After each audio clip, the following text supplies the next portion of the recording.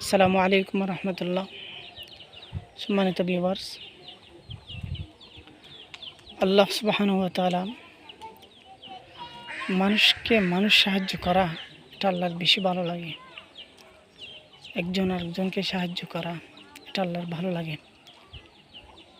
হাদিস মুবারাকার মধ্যে রাসূল করিম রউফুর রহিম সাল্লাল্লাহু আলাইহি ওয়াসাল্লাম ইরশাদ করেছেন, যেটা মুসলিম শরীফের মধ্যে রয়েছে, আল্লাহু ফি আউনিল আবদি মা কানাল আবদু ফি আউনি আখিহি।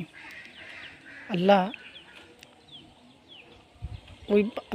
বান্দাকে সাহায্য করতে থাকে, আল্লাহ তার বান্দাকে সাহায্য করতে থাকে যতক্ষণ তার বান্দা তার ভাইকে সাহায্য করতে থাকে। অর্থাৎ আমরা যতক্ষণ পর্যন্ত আমার মুসলমান ভাইদের তথা আমরা মানুষদের সাহায্য করতে থাকব, ততক্ষণ আল্লাহ আমাদেরকে সাহায্য করবেন। অর্থাৎ আমরা যখন মানুষদেরকে সাহায্য করব, তখন আল্লাহ আমাদেরকেও সাহায্য করবেন। সুতরাং এটা এইভাবে দাঁড়ায় যে আমরা যেন অপরকে সাহায্য করা মানে আমরা নিজেদেরকে সাহায্য করতেছি।